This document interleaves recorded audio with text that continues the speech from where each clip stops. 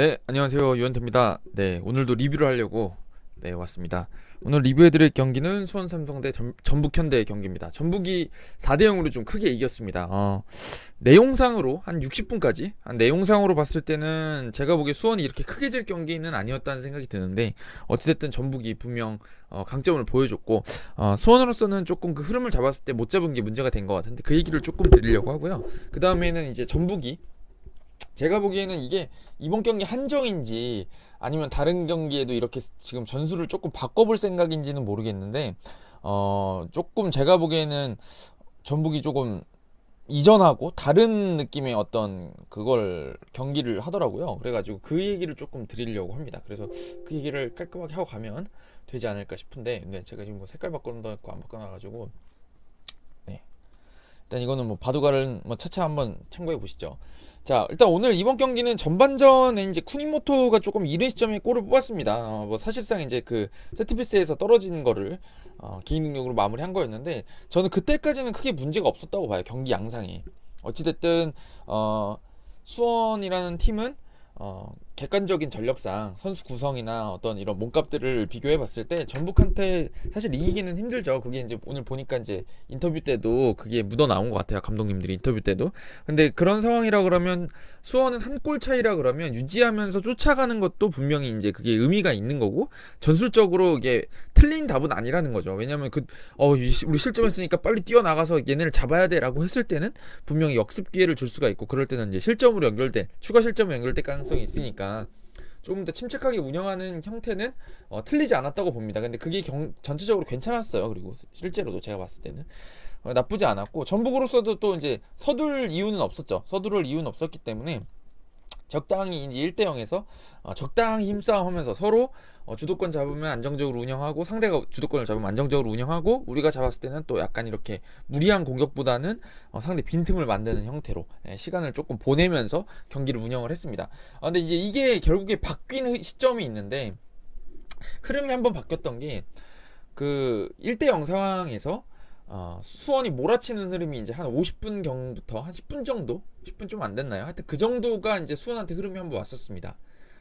그 장면이 한번 있었고, 그 다음에 이제 그 장면이 이제 또 불이 붙게 된 이유가 이제 선수 교체 카드 때문이었죠. 김보경 선수랑 일류첸코가 들어가고 류제문 선수랑 구스타보가 빠졌는데, 그때 이후로 뭔가 갑자기 수원이 불이 붙어가지고 이거 뭐야 막 이런 분위기가 됐었고, 근데 그 다음에 이제 김보경 선수의 추가골이 터지면서 이 흐름이 완전히 전북으로 넘어갔고, 그 다음에는 수원이 회복을 하지 못했습니다. 예. 근데 이제 제가 여기서 좀 말씀드리고 싶은 거는, 둘 다 잘한 점이 똑같이 잘한 점, 제가 거의 똑같이 잘했어요.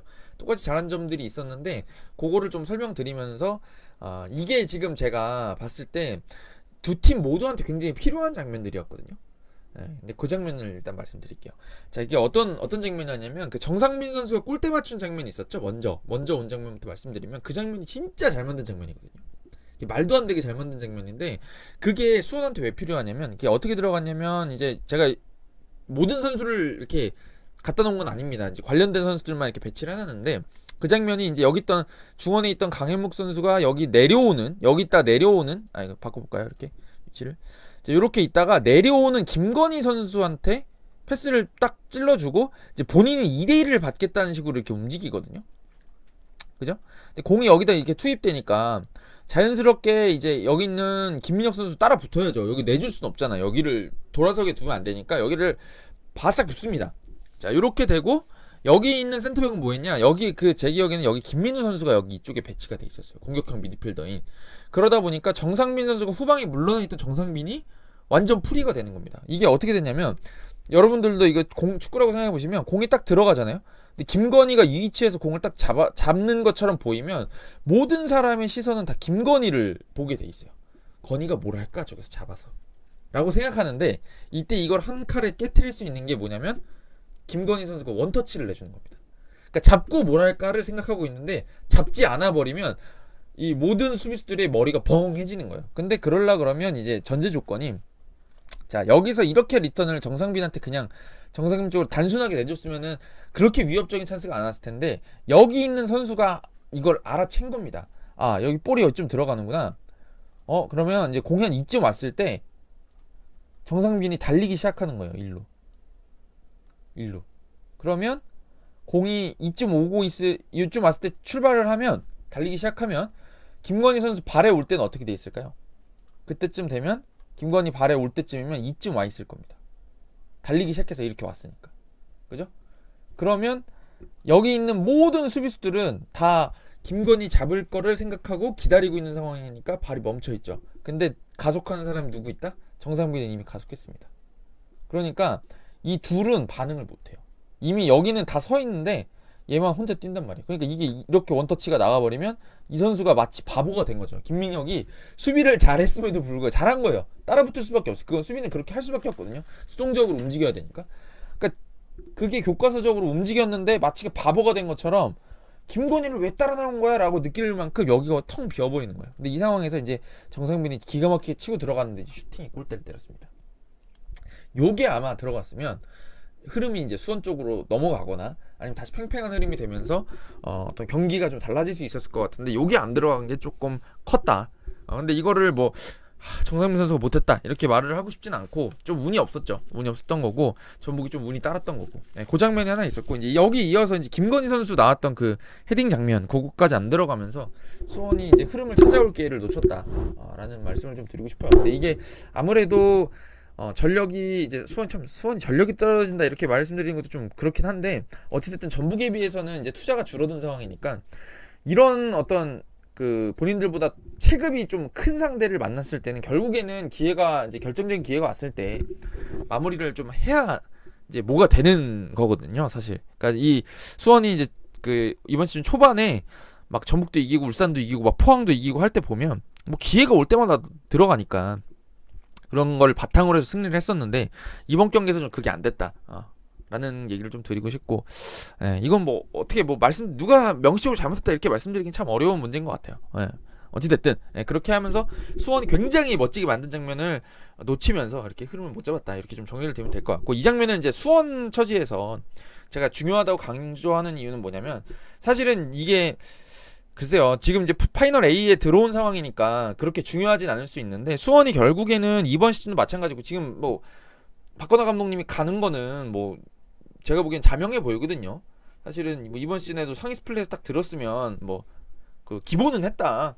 이걸 뭐 자를 만한 성적은 아니다라는 생각이 드는데 결국에는 수원이 지금 이번 시즌에 전북도 잡았지, 울산도 잡았지, 뭐 포항도 잡았지, 뭐 나름대로 공격적으로 하는 팀들은 잘 잡았단 말이에요. 근데 결국에는 지금 이게 마지막에 막차를 타고 파이널 A에 올라온 이유는 가끔가다 그 중하위권 팀들한테 공격 안 풀려, 역습할 땐 잘 돼, 우리가 역습할 땐 잘 되는데 공격할 때 안 풀려라고 생각들 많이 하셨을 거예요. 그리고 특히나 이제 김건희 있으면 잘 되는데 또 제리치 있고 막 이러면 좀 답답하잖아요, 사실은. 그런 상황에서 이제 어떻게 풀어갈까가 중요했는데 이번 경기처럼 이 좁은 공간이라고 할 수 있는 상황에서 특히나 이 문전 근처에서 원터치 이렇게 3자 움직임, 그러니까 이게 왜 3자 움직임이냐면 얘가 주는 놈이 1번입니다. 받는 놈이 2번이에요. 근데 보통은 우리가 1번하고 2번 관계를 많이 생각하는데 여기서 움직이는 이 정상빈이 3자였던 거예요. 3자. 제3자가 공도 없이 여기를 왜 침투를 하냐고요. 근데 요게 이제 이 밀집 수비나 탄탄한 수비를 깨는 핵심적인 어떤 움직임이라고 할 수 있거든요. 근데 요런 것들이 좀 늘어야 이제 수원도 이 어떤 다른 조금 중하위권의 수원을 만나면 수비를 먼저 하는 팀들을 해집을 수 있기 때문에 이게 굉장히 중요한 움직임인데 요게 이제 멋지게 나왔기 때문에 이런 점들을 선수들도 알겠죠. 기가 막혔는데 오늘 집에 가서 분명히 이제 막 그 4점차 패배 막 쓰라린 맛을 느끼면서 그거 잘했는데라고 생각할 겁니다, 사실. 그러다 보면 이런 것들이 좀 많아지고 또 지도자들도 이제 이런 것들을 많이 좀 손대주시면 이게 훨씬 재밌고 다이내믹한 경기가 가능하죠. 그런 면에서 수원한테 굉장히 중요한 골이었다는 생각이 듭니다. 근데 이게 참 진짜 공교롭게도요. 이게 전북한테 거의 똑같이 나와요. 거의 똑같이 나온 게 바로 김보경의 두 번째 골이거든요. 근데 그게 저는 상당히 재밌었던 것 같은데 이게 저는 전북께 조금 더 흥미로워요. 그냥 그 축구 자체로 봤을 때. 여기 한번 설명드려볼게요. 이것도 다 그린 건 다 배치해 놓은 건 아니고요. 관여된 사람들만 제가 그려 놓은 건데 처음에 이제 여기를 이 일류첸코가 받으러 나오면서 민상기 선수가 여기를 또 따라 나옵니다. 이거 김민혁 따라 나온 거랑 똑같은 거예요. 일류첸코 여기 받고 돌면 골치가 아프니까 이거 당연히 압박하러 나와야 되거든요. 여기 뒤에 이렇게 쳐져 있으면 안 돼요. 거기다 특히나 3백이니까 여기를 받으러 나옵니다. 여기 한 명 더 있어야 되겠다. 황교안 선수가 여기 있었어요. 자, 이렇게 해주고 이제 단순하게 받아주고 압박이 들어오니까 여기서 돌고 막 지지고 볶고 하면 힘들어지니까 이걸 백승호 선수한테 딱 내줍니다. 근데 그 당시에 여기 백승호 선수 딱 공이 들어갔을 때쯤에는 사실은 김보경 선수가 이쯤에 이제 침투를 해 들어가고 있었거든요. 그래서 이게 각이 열렸었어요, 사실 제 기억에는. 그래서 이게 들어왔을 때 이게 빡 들어갔으면 여기서 이제 김보경이 뭔가 이제 들고 밀고 들어갈 수 있는 상황이 될 수 있었거든요. 근데 여기 한번 죽어요. 그래서 여기 있던 패스 각도가 자연스럽게 이 선수가 이렇게 누구였는지 기억이 안 나는데 여기를 이렇게 메우면서 여기가 죽어버립니다. 흔히 죽는다 그래요, 이거를. 지금 못 준다는 거를. 근데 이 선수가 다 죽었다고 생각을 했을 텐데 얘를 살리는 방법이 하나 있는 거예요. 이게 뭐냐면 3자 움직임입니다. 이게 어떻게 가냐면 백승호가 공을 물고 있잖아요. 그러니까 이 패스 길은 너무 어려워요. 땅볼로는 이미 가리고 있으니까 여기 발이 이렇게 나온다 그러면 여긴 이미 차단된 상황이고, 이걸 로빙으로 주는 거는 골키퍼가 튀어나올 거 아닙니까? 그리고 로빙은 빨리 안 가요. 느리게 갈 수밖에 없어요. 그죠? 이게 세게 주면 나갈 거 아니야. 이 뒤로 나가니까 띄워줄 수밖에 없는데, 띄워주면 이게 느리니까 반응이 된단 말이에요. 그러면 우리가 생각하는 거는 여기 있는 1번하고 2번, 그러니까 아까 말했던 3자 움직임에서 1번하고 2번만 생각하잖아요. 그러면 여기가 패스가 안 들어가게 된 거야. 끝난 거예요. 상황이 끝난 건데 이걸 연결시키는 방법이 하나 있어요. 누구냐면 제3자를 개입시키면 돼요. 여기서는 이제 송민규를 개입시키고, 그 다음에는 이 송민규를 개입시키는 순간 관계는 또 얘가 1번, 얘가 2번이 되겠죠. 송민규가 왼쪽에 있었거든요. 그 다음에 누가 3자가 되냐면 김보경이 3자가 됩니다. 그래서 그 장면을 잘 보시면 여기가 죽었으니까 김보경은 이미 차단된 것 같아요. 근데 공이 일로 들어가기 시작하니까 딱 송민규한테 들어가니까 뭔가 달라졌죠. 아까 여기 이 시야에서는 패스가 이미 못 들어가는 상황인데 이 선수한테 공이 딱 와버리니까 이렇게 패스가 들어가는 상황이 나오잖아요. 그지 않나요? 정말 신기하지 않나요? 이게 이래서 패스를 잘 돌려야 된다고 하는 거고, 템포가 빨라야 된다고 하는 이유가 공을 빨리빨리 넘겨주면 내가 안 보이던 각이 내 동료한테는 보이는 거예요. 네. 근데 이게 물론 수비를 좀 더 제대로 세워보자면 헨리가 이쯤에 있었거든요. 이렇게 아마 돼 있었을 거예요. 그래서 송민규 선수가한테 공이 딱 들어가니까 헨리가 딱 압박하러 나옵니다. 근데 이걸 송민규 선수가 센스 있게 그 발 바깥쪽을 이용해가지고 였던 것 같은, 원터치였죠. 이것도 발 안쪽이었던 것 같긴 한데 헨리의 다리 사이를 놓여서 이렇게 내줍니다. 그러니까 여기서 이렇게 들어가는 패스는 이미 차단된 상황이었는데 여기를 거쳐서 이렇게 들어가니까 이거 똑같아요. 결과는 똑같아. 통짜. 근데 결과는 똑같은데 이게 훨씬 편하고 확률도 높고 정확하죠. 얘 한 명 개입되니까. 그래서 그냥 완전 통짜가 났어요. 여기서 그냥 이렇게. 이것도 3자예요. 이것도 3자. 얘네 둘만 주고받는 줄 알았는데 여기 뜬금없이 있던 김보경이 들어가네. 그래서 이제 민상기 선수가 쫓아오면서 여기 복귀하고 있었거든요. 일류첸코를 밀어낸 다음에 복귀하고 있었는데 막 되게 안타까워하는데, 제가 보기엔 이거는 막을 수가 없는 상황들이었어요, 사실. 그러니까 미드필더가 여기를 끝까지 따라 내려오던가 했어야 되는데 그것도 쉽지 않은 게 여기 백승호가 공을 잡고 있으니까 견제를 해야 된다고 미드필더는 생각하거든요. 그러니까 이게 어떻게 보면 공을 잘 돌리는 팀들을 만났을 때 상대를 곤란히 빠뜨릴 수 있는 방법이거든요. 그래서 굉장히 전북이 잘 만든 장면이었고, 이쪽에 이제 왼쪽에 아마 장호익 선수였던 것 같은데 장호익 선수가 여기 들어오지 못하는 거, 이쪽을 빨리 김보경 견제를 못한 거는 한교원이 여기 있으니까 자기 마크는 물고 있거든요. 1인분을 하고 있는 거거든. 생각하니까 이쪽 완전 통짜가 났습니다. 여기서 김보경은 마무리를 했죠. 요게 이제 여기서 두 번째 골이 들어가면서 전북은 와르르 무너뜨린 반면 수원은 쫓아갈 기회를 놓쳤다. 이렇게 정리를 드리면 될 것 같아요. 근데 이것 또한 이제 제가 전북한테 중요하다고 말씀드린 이유는 수원한테 적용할 수 있었던 얘기를 그대로 적용하면 돼요. 사실은 전북이 지금 저는 사실은 솔직히 말씀드리면 선두하고 있는 게 참 놀라워요.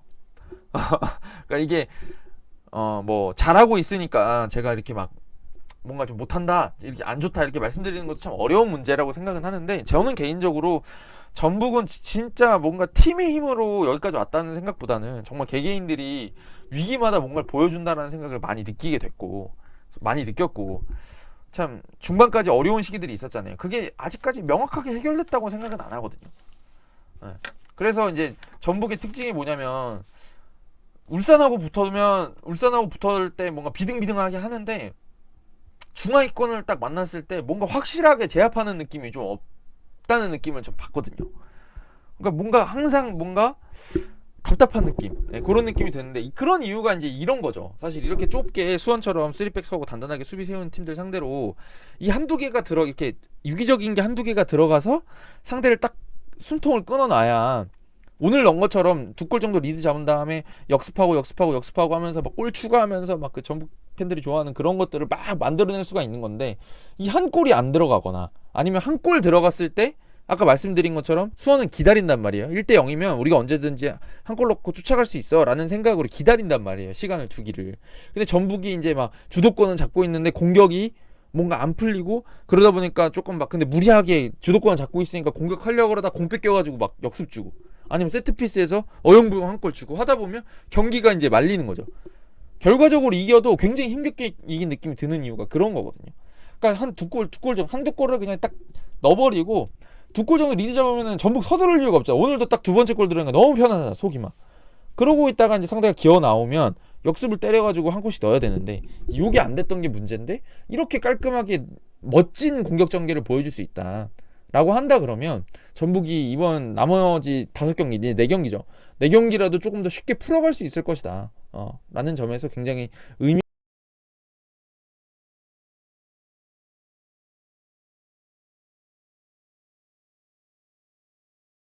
일류첸코 골 넣은 장면 있잖아요. 전 그것도 좀 마음에 들었던 게 그 쿠니모토 패스 딱 들어왔을 때 일류첸코가 제 기억에는 원터치였던 걸로 기억하는데 그거를 오른쪽에 있는 한교원 선수한테 내주려고 그러다가 이제 그게 우당탕이 된 거거든요.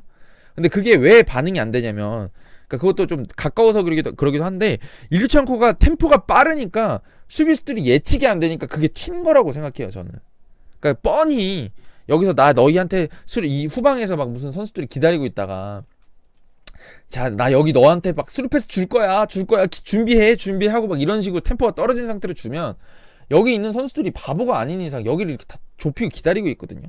그리고 패스가 이렇게 들어가면 여기 끊어버려요. 그것도 되게 또 여유 있게 끊기도 하고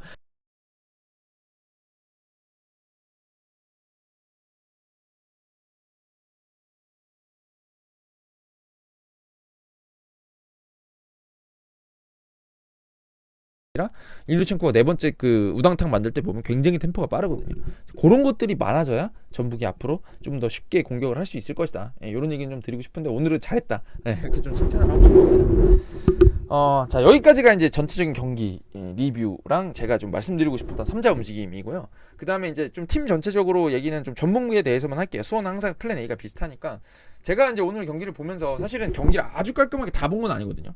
제가 좀 어디 나갔다 결혼식 갔다 오느라고 전반전은 조금 지하철에서 보느라고 이제 어영부영 받고 후반전부터 좀 제대로 보긴 봤는데 제가 전반에 이거 제대로 본 거 맞나 싶었는데 후반전에도 계속 똑같이 하더라고요.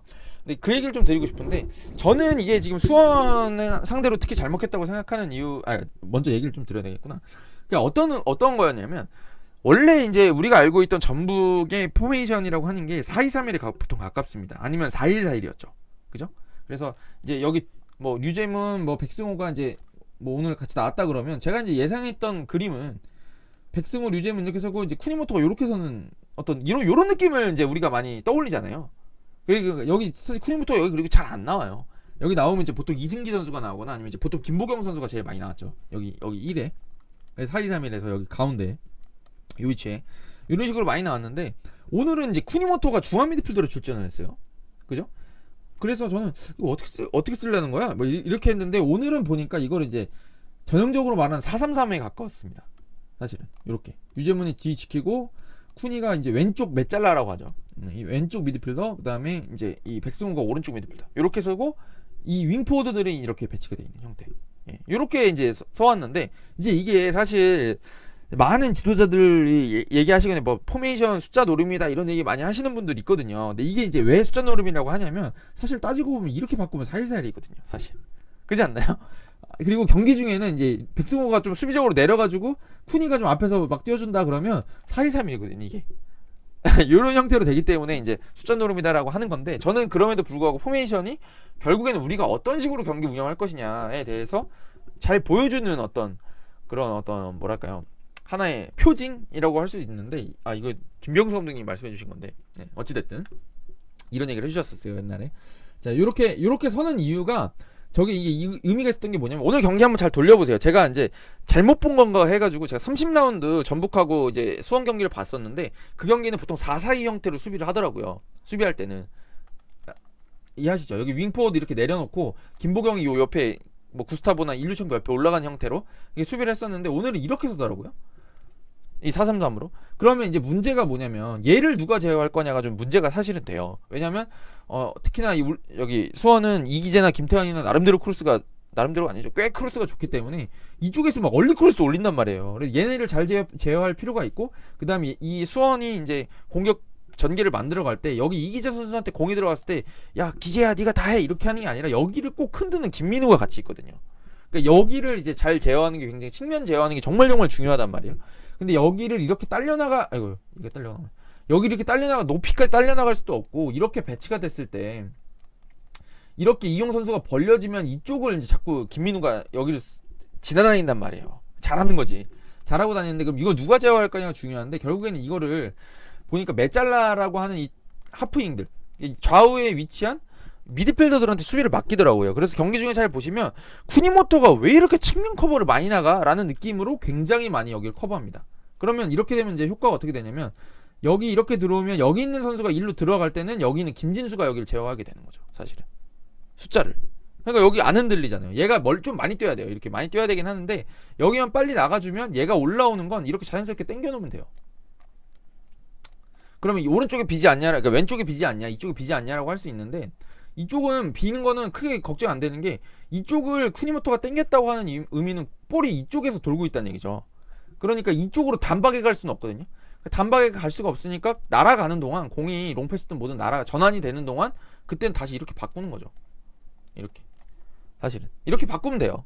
근데 이제 이 문제가 뭐냐, 그럼 예전에 아까 4-4-2로 쓰거나 예전 전북이 좀 경기 안 풀리고 하면 막 4-5-1로도 쓴단 말이에요. 윙포워드들이 막 깊이 내려와가지고. 근데 요렇게 쓸 때 문제가 뭐냐 그러면 그 4-5-1이나 4-4-2 쓸 때 문제가 뭐냐면, 이 좌우를 4명이나 5명 커버하던 걸 3명이 커버를 해야 되니까 좀 많이 뛰어야 되죠.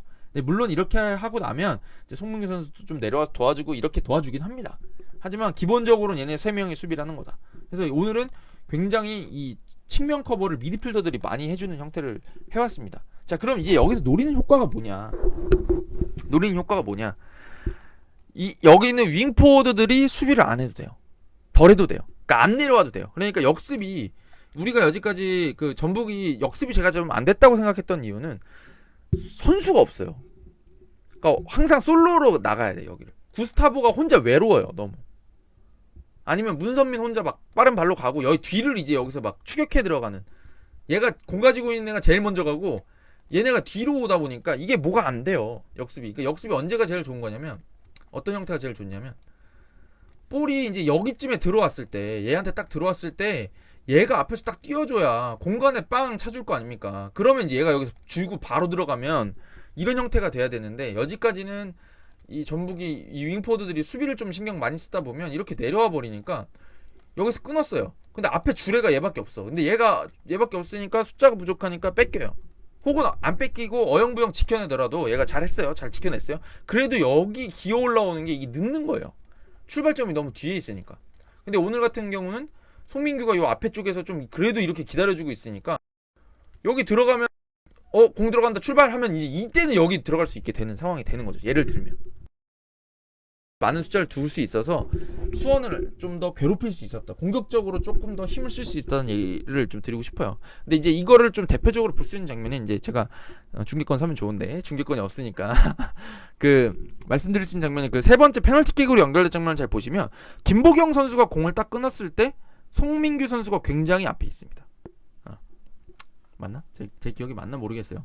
그 아마 그 중계 화면상으로 이쪽에 전북 진영이었다 그러면 이쪽 측면에 나갈 텐데, 송민규 선수가 이미 앞에 있거든요.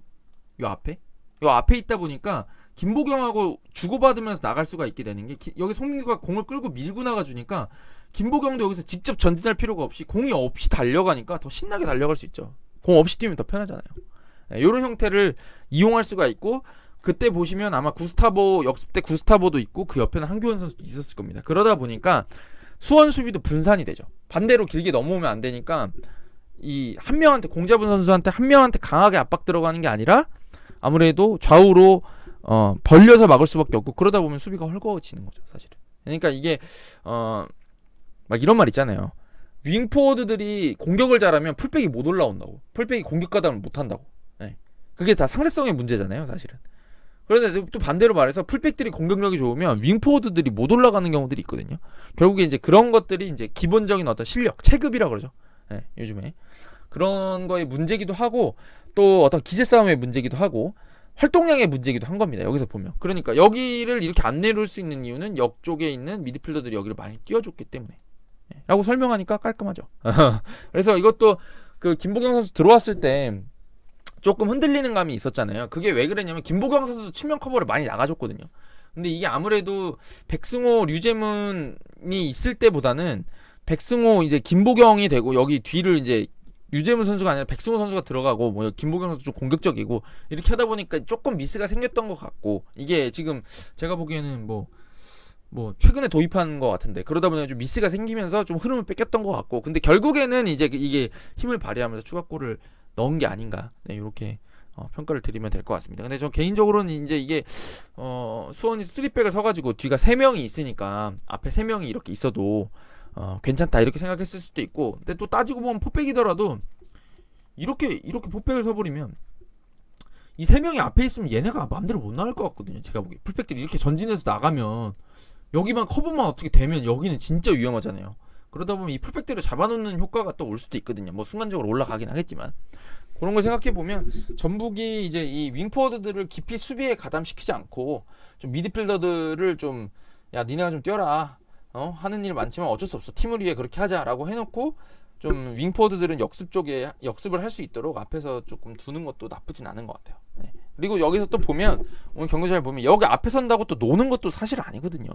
그래서 오늘 보면 송민규랑 구스타보가 역시 그 압박을 특히 되게 많이 열심히 했습니다. 사실 한교원 선수는 뭐 잘 따라다니기도 하고 했지만 이런 식으로 전방 압박하면서 이쪽에 들어오는 패스들의 질을 떨어뜨려 주는 것도 사실 이 선수들이 내려가가지고 여기 있는 막 그 뭐 김태환 잡자 이기 잡자 해가지고 여기 깊이 내려가 버려가지고 이렇게 있으면 사실 여기가 공이 너무 편하게 돌잖아요. 이쪽 후방이. 그걸 생각해 보면 그래 뭐 우리도 기량 있고 한데 압박하자 앞에서 하자 해서 이쪽에서 그냥 들어가는 패스의 질을 전체적으로 낮추는 것도 방법이 될 수 있는 거죠. 그러니까 이게 이제 사실은 용기가 필요한 일이고 어떤 감독의 결단 이런 것들이 필요한 거죠. 사실 지도자의 결단이 필요하고 누군가가 이걸 합시다 해서 하는 거죠. 근데 이런 것들이 잘하는 팀들이 지금은 사실은 유럽에서도 잘하는 팀들입니다. 맨체스터 시티라던가 리버풀이라던가 바이에른 뮌헨이라던가 뭐 최근에 크게 졌지만 그런 팀들이 잘하는 이유는 위험 부담을 안고서라도 우리가 상대를 잡겠다 라고 하는 거를 보여주는 팀들이다 라는 생각이 들고 전북이 조금 공격적으로 뭔가 바꾼 것 같은데 저는 환영입니다. 네, 다음 경기 이렇게 할지 모르겠어요. 네, 한번 지켜보시죠. 제가 맞는 얘기를 한 건지 다음 경기를 보면 알 수 있지 않을까 라는 생각이 듭니다. 자, 생각보다 길어졌습니다. 가도록 하겠습니다. 감사합니다.